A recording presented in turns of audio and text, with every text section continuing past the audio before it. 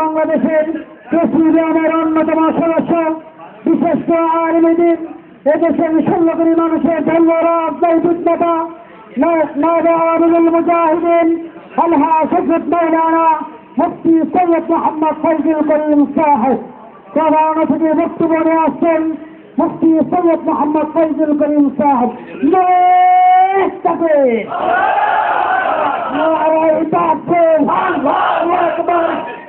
ইসলামী আন্দোলন বাংলাদেশ জিন্দাবাদ জিন্দাবাদ জিন্দাবাদ জিন্দাবাদ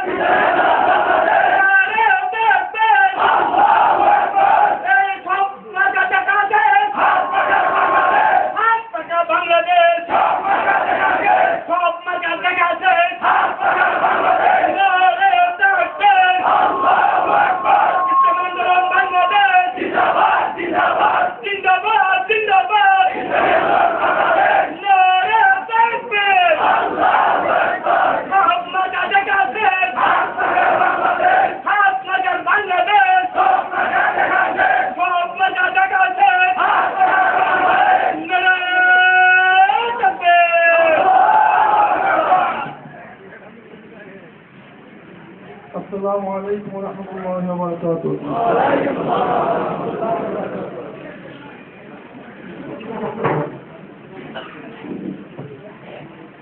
نحمده ونصلي على رسوله الكريم أما بعد فأعوذ بالله من الشيطان الرجيم بسم الله الرحمن الرحيم إن الحكم إلا لله شهد الشكر الله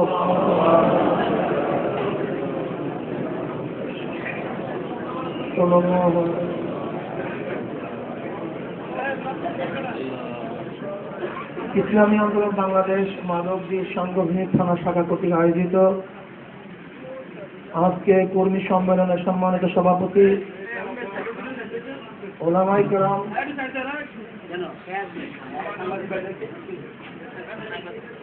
সর্বস্তরের জনগণ ভাইরা আমার,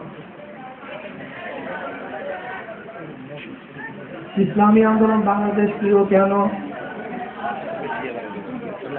কম বেশি আমরা সবাই জানি। ইসলামী আন্দোলন বাংলাদেশ বিশ্বাস করে শুধু দেশ, দল, নেতা পরিবর্তনের মাধ্যমে মানুষের শান্তি আসতে পারে না। আপনারা জানেন এই দেশ ছিল মুসলমানদের। দীর্ঘ 750 বছর পর্যন্ত দেশের মুসলমান শাসক ছিল। 1498 ইসাই সালে বাস্কার দা গাবা পর্তুগিজ প্রথম সুরাটে আসে। তার অনুকরণে মিস্টার হ্যাকিন্স 220 সদস্য বিশিষ্ট এক কাফেলা নিয়ে 1600 ইসাই সালে সুরাটে আসে।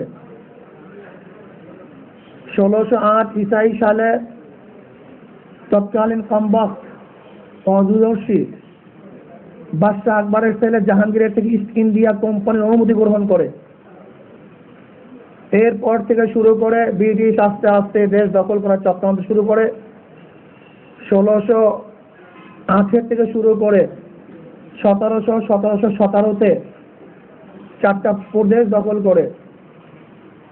এরপর আপনারা জানেন 1757 ইসাই সালে পলাশিতে সিরাজউদ্দৌলার সাথে যুদ্ধ হয়। সেই যুদ্ধে মুসলমান পরাজিত হয়েছিলেন শূন্যের কারণে নয়, যুদ্ধের কারণে নয়, মুনাফিকির কারণে। 1799 ইসাই সালে মহীশূরে হায়দারের ছেলে টিপু সুলতানের সাথে যুদ্ধ হয়। সেই যুদ্ধ মুসলমান পরাজিত হয়েছিলেন যুদ্ধের কারণে নয়, সৈন্যের কারণে নয়, মীর সাদেক নামীয় তৎকালীন সেনাপ্রধান এই মুনাফিকের কারণে। এরপরের থেকে মুসলমানদের ধ্বংস। 1803 ইসাই সালে ব্রিটিশ তৎকালীন জাফরের থেকে দিল্লি দখল করে। এরপরের থেকে মুসলমান ব্রিটিশ বিরোধী আন্দোলন শুরু করেন। আমি ওই সমস্ত বন্ধুদেরকে বলবো যারা স্বাধীনতার গৌরব নিয়ে আজকে চিল্লাচ্ছেন, আমরা স্বাধীন বাংলাদেশের মানুষ গৌরবান্বিত। এই স্বাধীনতার বীজ 70 দশকে রোপণ হয় নাই, এই স্বাধীনতার বীজ বপন হয়েছিল 1803 ইসাই সালে, যেই সময় ব্রিটিশ দিল্লি দখল করে। সেই বছরই শাহ ওলিউল্লাহ মুহাদ্দিস দেহলভী রহমাতুল্লাহ আলাইহির বড় সন্তান, যাকে শাহ সাহেব বলা হয়, শাহ আব্দুল আজিজ সাহেব রহমতুল্লাহ ঘোষণা দিয়েছিলেন, আজকের থেকে পাক উপমহাদেশ দারুল ইসলাম বা দারুল হারব এদের মোকাবেলা করা প্রত্যেকটা মুসলমানদের জন্য ফরজ আইন। এই ফতুয়ার ভিত্তিতে আজকে যারা ফতুয়াকে নিষিদ্ধ করতে চান, ওই কমবক্ত নালায়েক মস্তিষ্কহীন ভিলুবিহীন ব্যক্তিদেরকে বলবো, ফতুয়ার ভিত্তিতেই ব্রিটিশের বিরুদ্ধে মুসলমান আন্দোলন শুরু করেন, অন্য কোনো ভিত্তিতে নয়, একমাত্র ফতুয়ার ভিত্তিতে। জানতে হবে, বুঝতে হবে। 1857-তে দিল্লিতে যে কনফারেন্স হয়েছিল, সিপাহী বিপ্লব আজাদি আন্দোলন নামে যে আন্দোলনের সূচনা হয়েছিল, সেই আন্দোলনের নেতৃত্ব দিয়েছিলেন কোনো খ্রিস্টান নয়, কোনো হিন্দু নয়, কোনো ইয়াহুদি নয়, কোনো বৌদ্ধ নয়, কোনো শিখ নয়। সেই আন্দোলনের নেপথ্যে ছিলেন, নেতৃত্বে ছিলেন সরদার দো আলম মোহাম্মদ আরবি আলাইহিস সালাতু ওয়াস সালাম, উত্তরসূরি হযরত ইমদাদুল্লাহ মুহাজির মক্কি রহমাতুল্লাহ আলাইহি, রশিদ আহমদ গঙ্গুই রহমাতুল্লাহ আলাইহি, হযরত কাসিম নাজির রহমাতুল্লাহ আলাইহি, জাফর থানশাহ রহমাতুল্লাহ আলাইহি, এই সমস্ত নবী রসুলদের উত্তরসূরি গণই ব্রিটিশ বিরোধী আন্দোলনের সূচনা ঘটিয়েছিলেন। আন্দোলন সংগ্রাম এক পর্যায়ে আন্দোলন করতে করতে করতে করতে আপনারা জানেন 1947 সনে two nation theory, one nation theory, গোটা পাক উপমহাদেশ এক থাকবে না, ভিন্ন হবে। এর মধ্যেও মানুষদের মধ্যে ইখতিলাফ ছিল, মতানৈক্য ছিল। কেউ বলছিলেন যে না, পাক উপমহাদেশ আগে যদিও মুসলমানদের ছিল, কিন্তু মুসলমানদের সেই শক্তি নাই, সেই সাহস নাই। এখন মুসলমানদের জন্য আলাদা একটা ভূখণ্ডের প্রয়োজন। মুসলমান আবার শক্তি অর্জন করলে এরপরে তারা গোটা দেশ দখল করতে পারবে। কিন্তু এখন আলাদা ভূখণ্ড যদি না হয়, তাহলে মুসলমানদের শক্তি আস্তে আস্তে হ্রাস পাবে, নিশ্চিহ্ন হয়ে যাবে। কাজে একমাত্র two nation theory, divided theory, সেই ডিভাইডেড হওয়ার পিছনে একটাই কারণ ছিল, সেই কারণটা হলো মুসলমানদের জন্য আলাদা একটা আবাসভূমি প্রয়োজন। অন্য কোনো থিওরির ভিত্তিতে দেশ ডিভাইডেড হয় নাই। পাকিস্তান হয়েছিল মুসলমানদের জন্য, এই ভূখণ্ড একমাত্র মুসলমানদের আবাসস্থানের জন্যই স্বাধীন হয়েছিল, ডিভাইডেড হয়েছিল। মোহাম্মদ আলী জিন্নাহ সাহেব কি প্রস্তাব দিয়েছিলেন, গান্ধী সাহেব তখন কি বলেছিলেন, কোন ভিত্তিতে দেশ ডিভাইডেড হয়ে গেল, এ সম্পর্কে মুসলমান সন্তানকে জানতে হবে, ছাত্রদেরকে জানতে হবে, যুবকদেরকে জানতে হবে। এ দেশ, এই ভূখণ্ড মুসলমানদের ভূখণ্ড। কোনো ভৌগোলিক কারণ, কোনো রাজনৈতিক কারণ, কোনো ভাষার কারণ, কোনো বর্ণের কারণ, কোনো ঋতুর কারণে দেশ ডিভাইডেড হয় নাই। এ দেশটা ডিভাইডেড হয়েছিল একমাত্র মুসলমানদের কারণে। মুসলমানদের জন্য ভিন্ন একটা দেশের প্রয়োজন। সেই মুসলমানদের দেশের জন্যই পাকিস্তান নামীয় 47টা দেশ আমরা পেয়েছিলাম। পাকিস্তানের দুইটা অংশ, পূর্ব পাকিস্তান, পশ্চিম পাকিস্তান, দুই মেরুতে দুইটা দেশ অবস্থান করতেছে। এই দুই দেশের মধ্যে ব্যবধান 1700 কিলোমিটার। এই 1700 কিলোমিটার দূরে দূরে দুইটা দেশ অবস্থান করার পরেও কেন পাকিস্তান নামীয় দুইটা দেশকে একত্রিত করা হলো পাকিস্তান নামে? কারণটা কি ছিল? অথচ পূর্ব পাকিস্তান পশ্চিম পাকিস্তানের ভাষা এক না ভিন্ন, ঋতু এক না ভিন্ন, ভৌগোলিক অবস্থান এক না ভিন্ন, সম্পূর্ণ আলাদা, সম্পূর্ণ আলাদা। তাহলে 200 কিলোমিটার দূরে দুইটা দেশ অবস্থান করা সত্ত্বেও দুইটা দেশকে একত্রিত কেন করা হয়েছিল? শুধু পিছনে নেপথ্যে একটাই কারণ, সেই কারণটা হলো ওরা মুসলমান, আমরা মুসলমান। অন্য কোনো কারণ নয়। দেখাতে পারবেন না কেউ? আমি চ্যালেঞ্জ দিলাম, অন্য কোনো কারণে এই দেশ ডিভাইডেড হয় নাই। শুধু একটাই কারণ ছিল, সেই কারণটা হলো ওরা মুসলমান, আমরা মুসলমান। কাজে এই দেশ মুসলমানদের দেশ। এদেশের মাটির সাথে মুসলমানের রক্তের সম্পর্ক, এদেশের প্রত্যেকটা পর্বতের সাথে মুসলমানের নারের সম্পর্ক। দেশ মুসলমানদের দেশ। অন্য কারোর দেশে দেশ নয়, এটা বুঝতে হবে। যদি 47 দেশ ডিভাইডেডই না হতো, যদি ভারতবর্ষের সাথে এই দেশ থাকতো, তাহলে কিয়ামত পর্যন্ত আন্দোলন করতে পারতাম, কিন্তু বাংলাদেশ নামীয় স্বাধীন একটা দেশ কোনোদিন উপহার দেওয়া সম্ভব ছিল না। স্বতন্ত্র দেশ হিসাবে স্বাধীন হওয়া কোনোদিনও সম্ভব ছিল না। আপনারা কেন দেখছেন না? সরওয়ার্দী সাহেব, শেখ বাংলা ফজলার সাহেব যে প্রস্তাব দিয়েছিলেন যে ক্যালকাটা, আসাম, ত্রিপুরা, বাংলা, এই বাংলা হিসাবে বাঙালি জাতীয়তাবাদ হিসাবে একটা দেশকে ডিভাইডেড করা হোক, কই না। সরওয়ার্দী সাহেব, শেখ বাংলা ফজলার সাহেবের প্রিসক্রিপশন অনুযায়ী দেশ ডিভাইডেড হয় নাই। যদি হ্যাঁ তাদের প্রিসক্রিপশন অনুযায়ী দেশ ডিভাইডেড হতো, তাহলে আমরা বলতে পারতাম আমরা বাঙালি জাতি, বাঙালির কারণেই এই দেশ ডিভাইডেড হয়েছিল। কাজে তাদের মন্তব্য অনুযায়ী, প্রিসক্রিপশন অনুযায়ী যেহেতু দেশ ডিভাইডেড হয় নাই, দেশ ডিভাইডেড হয়েছিল একমাত্র মুসলমান হিসাবে। এদেশ মুসলমানদের দেশ। যদি 47 দেশ ডিভাইডেড না হতো, যদি এটা ভারতের অংশ থাকতো, তাহলে দেখেন না আপনারা আসাম, ত্রিপুরা, পাঞ্জাব, কাশ্মীর, তারা স্বাধীনতার জন্য হাজারো বার রক্ত দিচ্ছেন, জেল জুলুম ভোগ করতেছেন, কিন্তু স্বাধীনতা দূরের কথা, শুধু জেল এবং অত্যাচার লাঞ্ছনই সহ্য করতে পারতেছেন, কিন্তু স্বাধীনতা অর্জন করতে পারতেছেন না। পাগলের দেশ নাকি? আমাদের মাথা কি পাগল হয়ে গেছে নাকি? আমাদের ঘিলুকে বিক্রি করছি নাকি? আমাদের স্বতন্ত্র এবং স্বচ্ছ চিন্তা করার মতো মেধা আমাদের মধ্যে আছে। তোমরা হয়তো মাথা বিক্রি করেছো, কেউ বিক্রি করছে দিল্লির কাছে, কেউ বিক্রি করছে আমেরিকার কাছে। আমরা আমাদের মাথাকে কারোর কাছে বিক্রি করি নেই। যদি 47 দেশ ডিভাইডেড না হতো, সাকসেস না হতাম, তাহলে 52 ভাষা আন্দোলন আমরা সাকসেস হতে পারতাম না। আর 52 ভাষা আন্দোলন সাকসেস হওয়ার কারণেই 69 গণ আন্দোলন আমরা সাকসেস হয়েছিলাম। আর 69 গণ আন্দোলন সাকসেস হওয়ার কারণেই 71 স্বাধীনতা আন্দোলন আমরা সাকসেস হয়েছি। কথা ঠিক না? এই 71, 69 দেশ স্বাধীনতার বীজ বপন হয় নাই। এদেশের স্বাধীনতার বীজ বপন হয়েছিল 1803 সালে। সেই বীজ বপন করেছিলেন মুসলমানরা, সরদার দো আলম মোহাম্মদ আরবের উম্মতরা, অন্য কেউ না। এরপরে আসুন, এই দেশ স্বাধীনতা লাভ করলাম, আন্দোলন সংগ্রাম, মুসলমানরা আবেগ ভূমি হবে, লড় কেলাঙ্গি পাকিস্তান, কায়েম করে গাল কোরআন, এই স্লোগানের ভিত্তিতে মানুষ রক্ত দিয়েছিল, জীবন দিয়েছিল, জেল জুলুম অত্যাচার ভোগ করেছিলেন। কিন্তু না, আমরা আমাদের কাঙ্ক্ষিত লক্ষ্য এবং উদ্দেশ্য অর্জন করতে পারি নাই। এরপর আবারও সংগ্রাম, আবারও বিপ্লব, আবার আন্দোলন। না, মানুষ শান্তি পেতে চায়, শান্তিতে থাকতে চায়। নিয়ে আসলাম আমরা শেখ সাহেবকে। না, শেখ সাহেব আমাদেরকে শান্তির পতাকা দেখাতে পারলেন না, তিনি আমাদের উদ্ধার করতে পারলেন না। আবার বিপ্লব হলো, আন্দোলন হলো, দেখলাম আমরা মুস্তাক সাহেবকে। না, তিনিও মানুষকে শান্তি দিতে পারলেন না।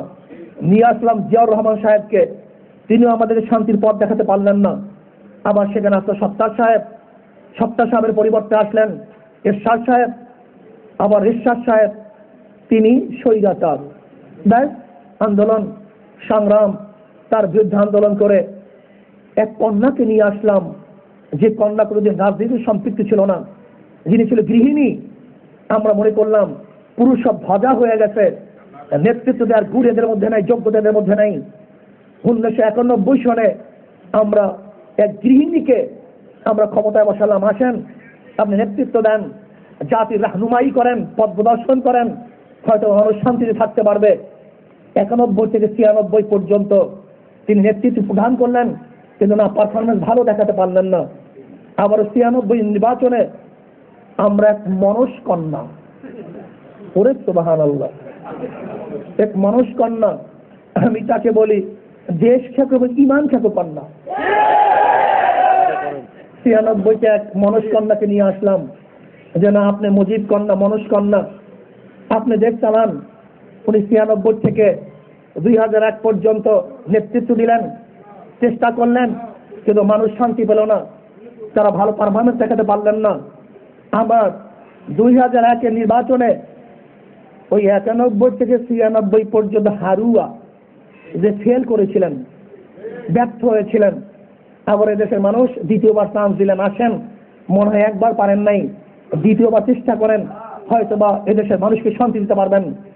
2001-এর নির্বাচনে আবারও সেই হারুয়া, 96 হারুয়াকে নিয়ে আসলাম। তিনি 2001 থেকে 6 পর্যন্ত নেতৃত্ব দিলেন।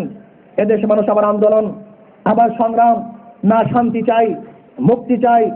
আন্দোলনের প্রেক্ষিতে আবার অস্ত্রধারী ব্রাকে থাকা 2.5 বছর মঈনুদ্দিন আর ফখরুদ্দিন, মঈনুদ্দিন ওনারা আর কিছু করতে পারুক আর না পারুক, আমাদের শায়েখ রহমতুল্লাহ আলাইহির একটা কথাকে বাস্তব রূপ দিয়েছিলেন। আমার শায়েখ রহমতুল্লাহ বলেছিলেন যে এদেশের নেতা নেত্রী সব চোর। আসলে মঈনুদ্দিন ফখরুদ্দিনের সময় আমরা দেখেছি যে মন্ত্রী এবং এমপিরা অধিকাংশই চোর, কি কথা ঠিক না? যাই হোক, 2.5 বছর বেড়াতে থাকা সে আমেরিকার স্টেশন বাস্তবায়ন করার জন্য অনেক চেষ্টা করেছেন, কিন্তু ইসলামী আন্দোলনের একমাত্র নেতৃত্বের কারণে, ভূমিকার কারণে মঈনুদ্দিন ফখরুদ্দিনের গোষ্ঠী ইসলামের বিরুদ্ধে অনেক আইন পাস করতে পারেন নাই। এরপর আবার 2008-এর নির্বাচনে আবারও সেই 96 থেকে 2001 পর্যন্ত হারুয়া এক নেত্রীকে নিয়ে আসলাম। উনি নেতৃত্বে এমন ভাবেই দিলেন যে বাংলাদেশের মানুষ শুধু বাঁচাও বাঁচাও বাঁচাও বাঁচাও, রক্ষা করো রক্ষা করো রক্ষা করো, এই কাজেই ব্যস্ত। কত বড় মিথ্যুকের দেশ! এর কোনো দেশ হতে পারে যেখানে মন্ত্রীরা পদত্যাগ করবে? কোন তারিখ পদত্যাগ করবে? পত্রিকায় আসলো ঘোষণা, ওই তারিখ পদত্যাগ হবে, অনেক আগেই মানুষ জানেন। সেখানে সচিবালয়, প্রাইম মিনিস্টারের সামনে সবাই পদত্যাগ পত্র দাখিল করলেন, জমা দিলেন। আর সংবিধানের আইন হলো এই যে সমস্ত মন্ত্রীরা পদত্যাগ পত্র জমা দিবে প্রধানমন্ত্রীর কাছে, প্রধানমন্ত্রী পদত্যাগ পত্র জমা দিবে প্রেসিডেন্টের কাছে। আর পদত্যাগ পত্র জমা দেওয়া রিসিভ করুক অথবা নাই করুক, জমা দিলেই তার মন্ত্রিতা হারিয়ে ফেলবে। এটা হল বাংলাদেশ সংবিধান, এখানে কোনো ব্যাখ্যা, কোনো সুযোগ নেই। দেখেন, এমন মিথ্যার একটা দেশ যেখানে সমস্ত মিডিয়া ছিল, সব উপস্থিত ছিল, এরপরও তারা বলে আমরা পদত্যাগ করি নাই। খুব তোদের কপালের মধ্যে, খুব ঘৃণা তোদের কপালের মধ্যে, তোদের লবার কবে খুব। হাজারো দুনিয়ার মধ্যে, কান্ট্রির মধ্যে হাজারো মন্ত্রী আছে। এই যে আপনি ভারত দেখেন, বাসের মধ্যে ধর্ষণ হওয়ার কারণে যোগাযোগ মন্ত্রী কি বললেন? মন্ত্রী, যোগাযোগ মন্ত্রী বললেন যে না, আমি এই কাজে যোগ্যতা রাখি না। দেখেন, ধর্ষণ হয়েছে বাসের মধ্যে, সে জানেও না, জানার প্রশ্নই আসে না, কিন্তু সে বলছে এটা আমার ব্যর্থতা, কাজে আমি এই পদের যোগ্যতা রাখি না, আমি পদত্যাগ করলাম। কয়লা মন্ত্রী বললেন যেহেতু আমার উপর অভিযোগ আসছে, না আমি এর পদে থাকবো না, আমি পদত্যাগ করলাম। জাপানের এক মন্ত্রী, রেল মন্ত্রী, তার জন্য 3 মিনিট রেল ওয়েট করার কারণে সে পদত্যাগ করলো। আর আমাদের দেশের লুবি, আমার তো মনে হয় এরা জানোয়ারের চেয়ে বেশি লুবি। খারাপ ধিক্কারিত, খুব তোদের কপালে, খুব তোদের কপালে। তোরা মন্ত্রী হয়েছ, লোভ এত, হয়তো বা কয়েকদিন আর মন্ত্রিত্ব লাভ করতে পারবে, কিন্তু আজকে সংবিধানের দোহাই দেয়। কিসের সংবিধান? সংবিধান কিসের হলো? যার যার মন গড়া একটা বিধান, যা ইচ্ছা তাই করবে। আর সংবিধান অমান্য করবে শুধু জনগণ। আর তোমরা সংবিধানকে বৃদ্ধাঙ্গুলি দেখালেও তোমাদের কোনো অপমান হবে না, তোমাদের কোনো বিচার হবে না, তোমরা সংবিধান লঙ্ঘনকারী হবে না। সব পাঠার বলি হবে জনগণ। না, জনগণ পাঠার বলি হতে রাজি না। সব পাঠার বলি হবে জনগণ। কথা বললেই দেশদ্রোহী, মানবতা বিরোধী, সংবিধান লঙ্ঘন, অমুক তমুক। আর তোমরা সংবিধানকে বৃদ্ধাঙ্গুলি দেখাবা, এরপরে তোমরা সংবিধান লঙ্ঘন করবে না, শুধু লঙ্ঘন করবে জনগণ আর আমাদের মতো মৌলবীরা। কি বলা ঠিক না? না, এই সমস্ত অপকর্ম, অপদস্থ, লাঞ্ছিত এবং বেহায়াদেরকে বেহায়া ভাবেই ক্ষমতা থেকে নামাতে হবে। কি বলা ঠিক না? যেরকম কুকুর, মুগুরটাও সেইভাবেই হতে হবে। এরা ভালো কথায় নামবে না, এরা তো সেই স্বভাবের না, সেই চরিত্র লোক না, এদের মধ্যে লজ্জা নাই। লজ্জাহীন গোষ্ঠী একটা, লজ্জাহীন গোষ্ঠী। লজ্জা থাকা উচিত এদের মধ্যে, এদের কপালের মধ্যে কালি লেপন করা উচিত, সমস্ত পাবলিক এদের বাসার মধ্যে খোপ করা উচিত। বাংলাদেশকে কলঙ্কিত করেছ, গোটা দুনিয়ার মাঝে বাংলাদেশকে অপদস্থ করেছো, কলঙ্কিত করেছো, লজ্জিত করেছো, লাঞ্ছিত করেছো দেশকে। যাই হোক, এরপর আন্দোলন সংগ্রাম না, মানুষ শান্তি পায় না। আজকেও খুন, আজকে গুম, আজকেও মানুষ নিরাপত্তাহীন। এই অবস্থা ইসলামী আন্দোলন বাংলাদেশ আমাদের শায়খ মোহাম্মদ রহমতুল্লাহ আলাইহি রেখে যাওয়া এক জাহাজ। আমি বিশ্বাস করি যারা আজও পর্যন্ত তাদের শত্রুতা, স্বতন্ত্রতা, তাদের ভিত্তিকে ঠিক রেখে তারা সামনে অগ্রসর হচ্ছে। কোনো লোক, কোনো লালনা, কোনো ক্ষমতায় তারা কোনো অবস্থায় পদচ্যুত হচ্ছেন না। কি কথা ঠিক না? ইনশাআল্লাহ। এখন প্রশ্ন করতে পারেন, হুজুর তাহলে আপনারা যদি নির্বাচনে আসেন তাহলে বিএনপির বিশাল ক্ষতি হয়ে যাবে, কারণ প্রশ্ন আছে কি নেই? তাহলে আপনারা যে ভোট কাটবেন, বিএনপির ভোট কাটবেন, এই প্রশ্নটাকে এই প্রথম, এবারে কি শেষ? তাহলে প্রশ্ন এবার প্রথমও না, এবার শেষও। এই প্রশ্নকে এই প্রথম শুনছেন না ৮৬-তে শুনছেন, ৯১-তে, ৯৩-তে, ২০০১-এ, ২০০৮-এ? তাই প্রশ্ন কবে সমাধান হবে? সেই সমাধানের সমাধান আমাকে বলেন। সেই সমাধানের কথা আমাকে বলেন।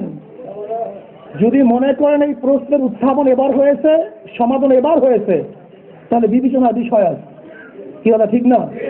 আজ এই প্রশ্ন আগেও ছিল, বর্তমানে আছে, আগামী বছরও সমাধান হবে না।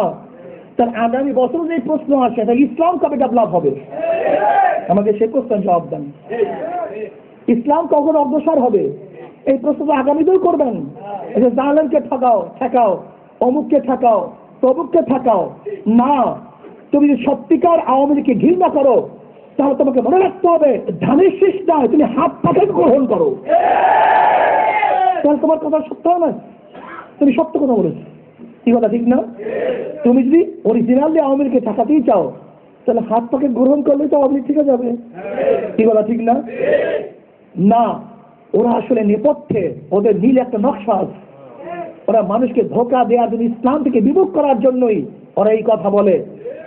কেন? যদি ভোট বিএনপির হয়, সেই ভোট আবার আমরা কেমনে ক্যারি করবো? ভোট তো বিএনপিরই, সেই ভোট আমরা কিভাবে আনবো? যদি আমরাই নিয়ে আসতে পারি, তাহলে দেখা গেল সেই ভোট বিএনপির ভোট না, ও ভোট হল ইসলামের ভোট। ওই ভোট হলো নৌকার ভোট নয়, ওই ভোট হল ইসলামের ভোট। ওরা আমাদের ভোট ডাকাতি করছে। কি ওরা ঠিক না? এই ডাকাতের থেকে আবার আমাদের ভোটকে উদ্ধার করতে হবে। প্রত্যেকটা মুসলমানের ভোট ইসলামের পক্ষের ভোট। এতদিন আমরা ইসলাম পাই নাই, সৎ নেতৃত্ব পাই নাই, যোগ্য নেতৃত্ব পাই নাই, বিধায়ী হয়তো বা এদিক ওদিক আমরা ঘুরছি। যেরকম এদেশের মানুষ এক সময় নদীর পানি, পুকুরের পানি পান করেছে। কি কথা ঠিক না? এখন বাড়ির দরজায়, বাড়ির সামনে ডিপ টিউবওয়েল, আমার হাতের মুঠায় মাম পানি, ফ্রেশ পানি, মিনারেল ওয়াটার আছে। এখন কোনো পাগল যদি বলে আমার বাপদাদা 14 গোষ্ঠী মারা গেছে পুকুরের পানি খেয়ে, খালের পানি খেয়ে, না আমি তো ডিপ টিউবওয়েলের পানি, আমি এই মিনারেল ওয়াটার আমি খাবো না, ওকে বুদ্ধিমান বলবেন না পাগল বলবেন? 6 নম্বর পাগল বলবেন, শেষ দরজার পাগল। ওরে বোকা, এখন ইসলাম পাই নাই, হক দল পাই নাই, নেতৃত্ব পাই নাই, বিধায় পুকুরের পানি, নদীর পানি, খালের ঘোলা পানি খেয়েছি। আমরা বিএনপি করেছি, আমরা জাতীয় পার্টি করেছি, আমরা আওয়ামী লীগ করেছি, এখন ইসলাম পেয়েছি। এখন আওয়ামী লীগ তো জাতীয় পার্টি ইসলামের সাথে এতদিন পাই নাই,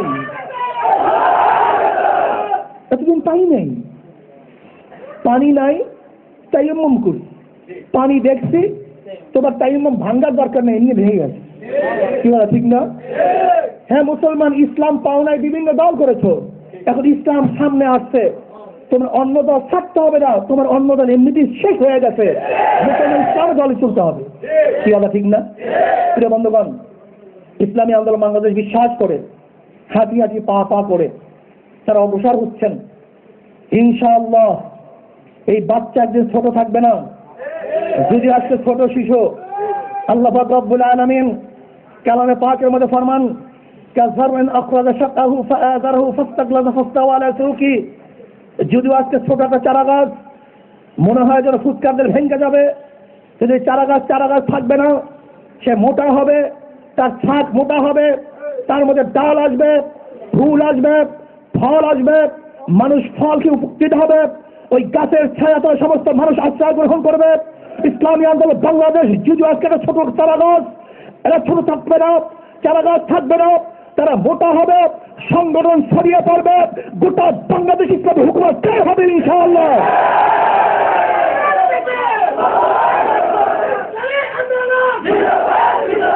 আমরা কেন দেখছেন না 91 সনে আমাদের যে অবস্থান ছিল 96-তে বাড়ছে না কমছে? 96-তে যে অবস্থান ছিল 2001-এ বাড়ছে না কমছে? 2001-এ অবস্থান যা ছিল 2008-এ বাড়ছে না কমছে?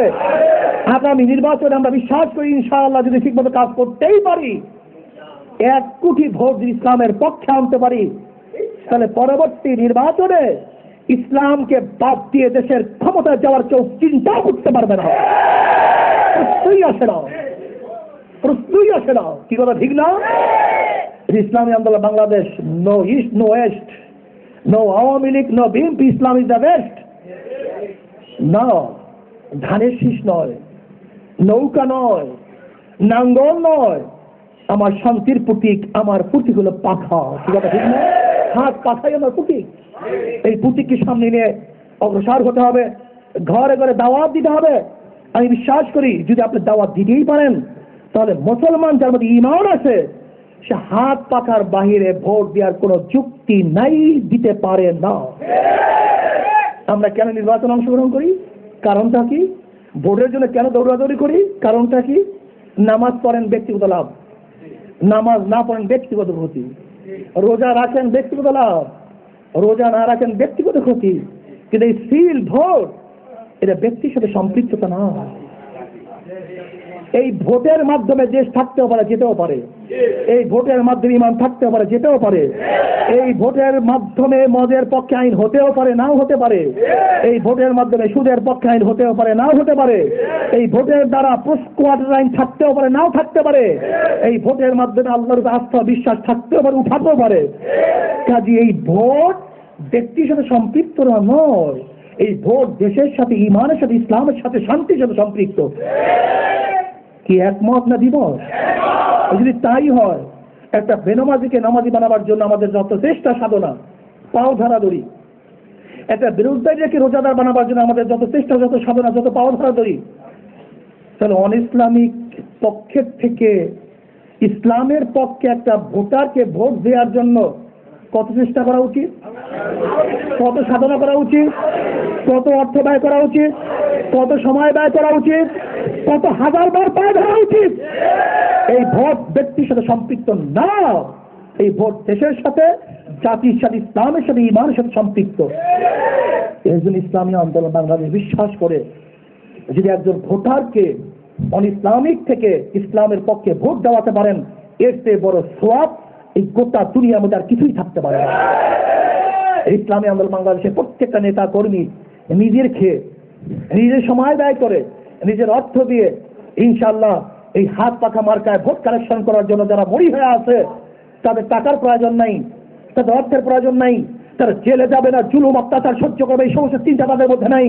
তাদের সবসময় পরিকল্পনা, সবসময় চিন্তা কিভাবে হাত পাখা একটা ভোট বাড়াতে পারি। আল্লাহু আকবার, আল্লাহু আকবার। তাদের স্বপ্ন, তাদের শ্রম, তাদের চেষ্টা হাত পাখা মার্কায় কিভাবে একটা ভোট বাড়ানো যায়।